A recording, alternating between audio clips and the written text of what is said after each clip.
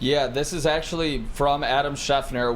We are trading just our 2024 third-round pick, and we receive cornerback Carlton Davis, Buccaneers 2024 sixth-round pick, and 2025 sixth-round pick. So we are actually acquiring two sixth-rounders in 24 and 25 and giving up our third-rounder. What a get. So we got two sixth-round picks along with him? Did I hear that correctly? Massive. Per Adam Schefter, Woodward Sports just put it out. Lions receive Carlton Davis, 2024 and 2025 sixth-round picks, and the Bucs get the 2024 third round. That's a great trade. Love that. That is a great trade. A+. We know Brad loves to cook in those late rounds too. So this is big. I was a little bit not skeptical, but trading two sixth rounders with the third rounder. You just got a cornerback one for a third round pick and two sixth-round picks on top of it, which become depth guys on this team, which become guys like Malcolm Rodriguez and James Houston on this team. Both of those guys, sixth-round picks. So this is an amazing trade by Brad Holmes. And I gave you the numbers at the end of the year, what he did. These are elite level numbers. If this is the guy you're getting from week 12 onwards in 2023, out of 46 targets, only 26 receptions allowed for 330 yards. Since week 12, 2 interceptions, 8 forced incompletions, a 66.2 passer rating allowed when targeted. Those are elite numbers on the outside. If you get that from him all year, that's like Pro Bowl level cornerback play, all pro level cornerback play. If he could do that for an entire season, we'll see what happens. But this is a great trade by Brad Holmes. I'm here for it. I'm still reading up on him, just I guess as a player. But the contract makes sense. Move makes sense. I don't know what else you want. I have nothing bad to say about this. Yeah. I have no critiques. And by the way, those sixth-round picks that Spinney was referring to, like those becomes those contracts that you need when you're paying Jared. If you go forward and pay Jared Goff that $50 million that he may require, or that $30 million that Amon-Ra may require, or the $27 million, or probably $30 million at this point, if guards are getting $27 million, that Penei Sewell is going to require. Yeah. Those two sixth-round picks, those type of contracts you need. And by the way, those sixth-round picks, those type of picks that Brad Holmes hits on. Mm-hmm. It's a match made in heaven. I don't know how we got the sixth-round picks out of it. I mean, kudos to Brad for doing that.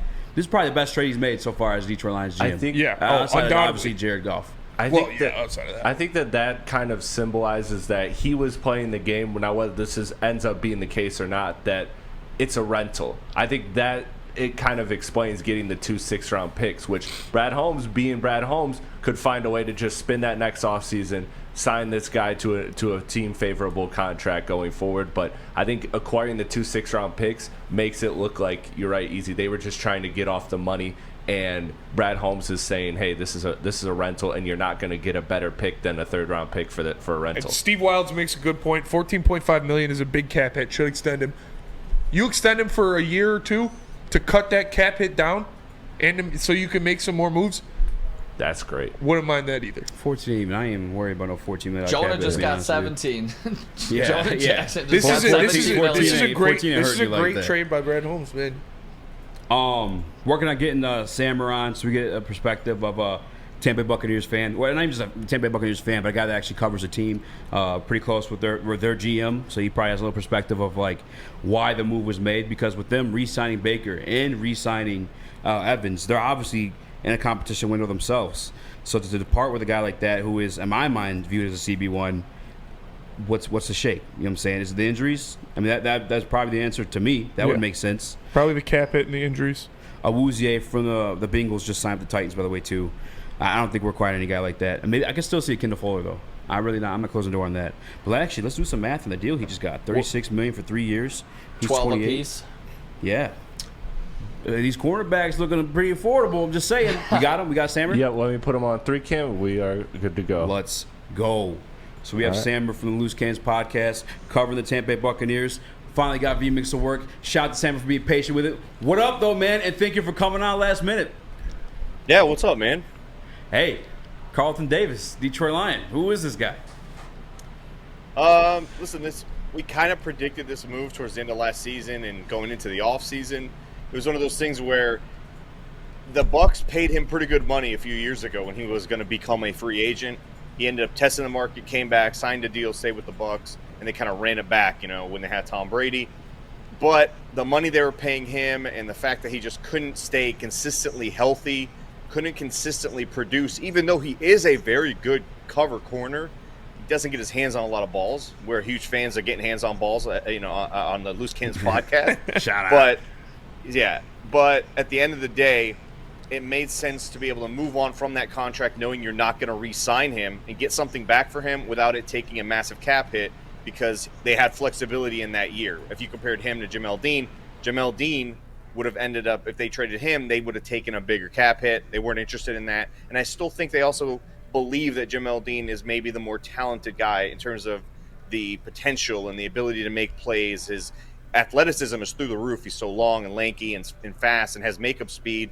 He drives you a little nuts as a Bucs fan watching him not get his head around for the ball sometimes. But at the end of the day, we kind of thought if there was going to be a guy moved on this defense from this team, it made sense it would be Carlton Davis. It gives him a little bit more flexibility on the salary cap side of things. And now it makes it a wide open, best player available at number 26 now heading into the draft for the Bucs. But the Lions got a decent player. I will say, you guys got a decent player, but consistency when it comes to health and consistency when it comes to getting his hands on the balls and creating plays that actually matter, that's kind of been the pitfall for him. CB1, CB2, what do you look at him in that regards?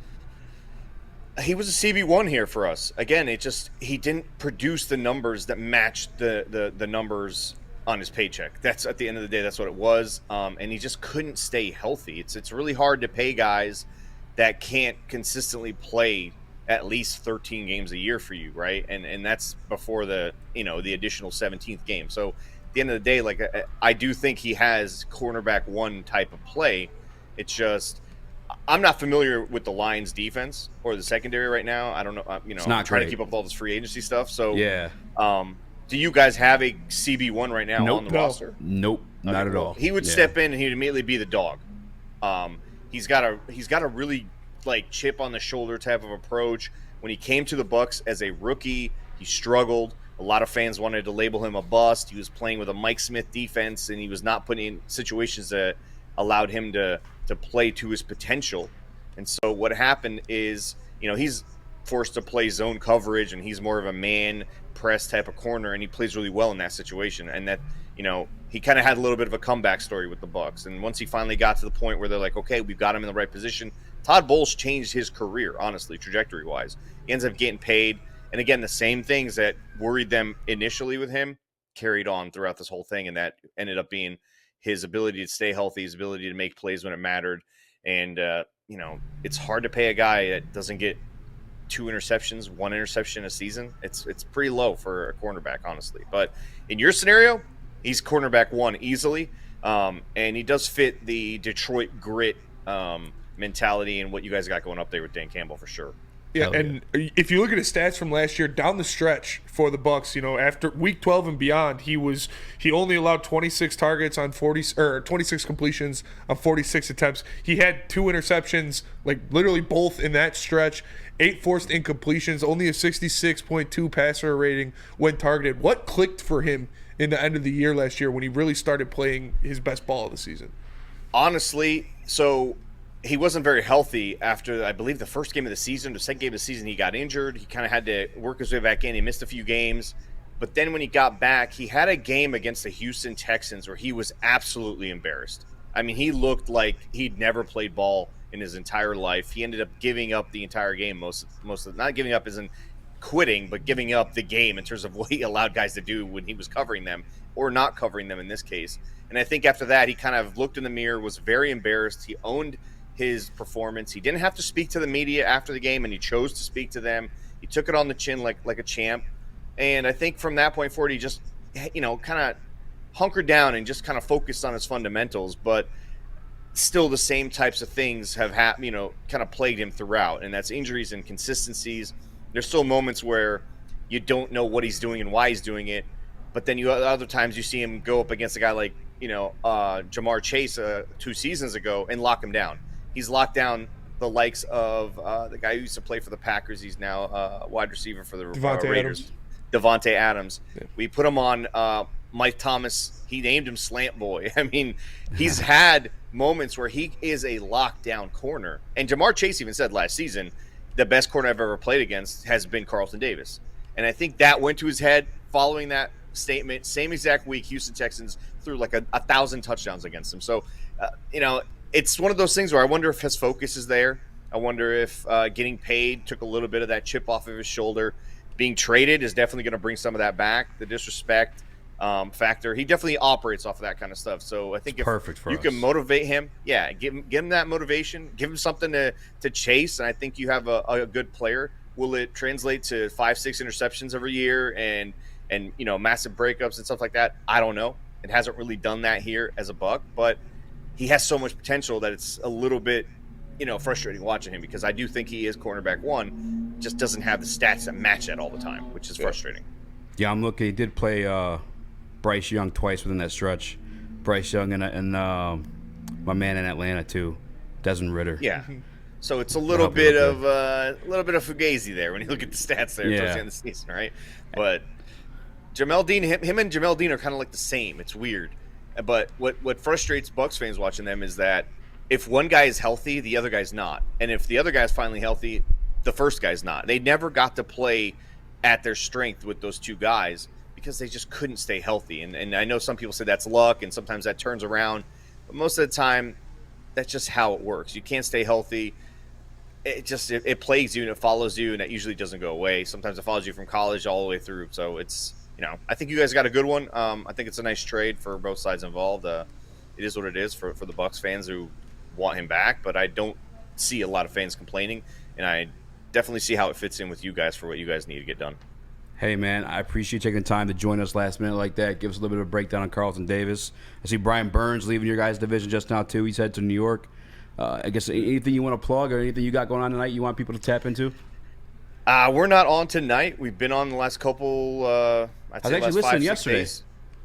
Yeah, we had the Mike Evans news, and then we ended the week with the Baker Mayfield news. So we're pretty pumped. And those of you who do want to tune in, it's youtube.com/@LooseCannonsPodcast. It's myself, and shout out to my co-host Stank and Poppy Latte. Not sure if they're watching or not. This was last minute. I jumped on here. I appreciate you, as man. You can tell, Thank I'm you. at home doing this. So yeah, dude. Anytime, I love hanging out with you guys. The off season's gonna get boring eventually, so we need to come on here and just screw around a little bit, right? For sure. Yes, and I absolutely. did see there was some breaking news earlier today that Stank did get a contract extension. re-up. There are some fans out there saying that you guys overpaid for him a little bit. Would you like to make comments on the compensation?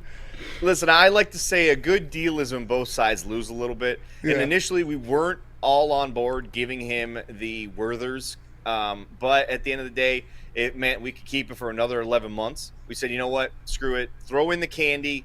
Let's keep him going. We already gave him the Blockbuster video membership. I mean, might as well just give him the candy to go with it.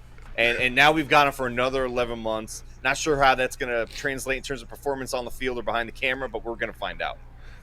I think it's a boomer bust sign. I like it. When he's on for sure. So They just re-up Poppy, I would too. consider it. Yeah, I would consider it a tier 12 type signing for sure.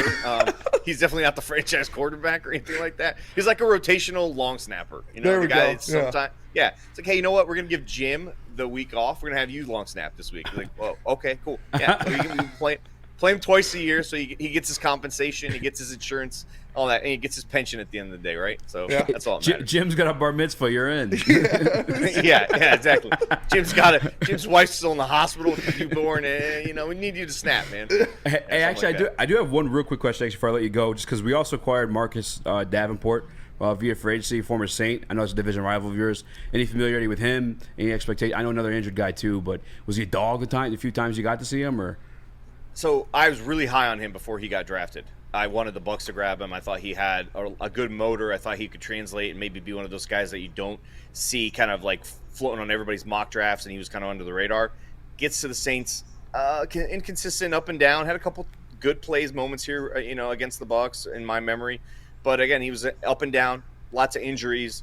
If he was special, I feel like they would have moved on from Cam Jordan at some point and let him be the heir apparent, but that didn't work out. He was quickly moved on, and I think he played for the Vikings last season. I don't remember. The Vikings, yeah. So, again, up and down, rotational guy at best. Maybe another change of scenery might help him. He has all the tools. I don't know what's left in terms of the motivation and, you know, being able to get that chip on your shoulder again all, you know, years later. But I liked him coming out of college. Didn't translate when he got to the Saints, unfortunately. But hey, listen, not a lot of things work out when you're in New Orleans. It's trash down. It's pretty shitty down there. Okay. Sammer, man, I appreciate you joining us. If you guys haven't already, please make sure you give my guy Sammer a follow, and we'll definitely be linking up during the offseason doing some BS. For sure. Thanks, brother. Appreciate you. For sure. See you guys later, man. See you later, brother.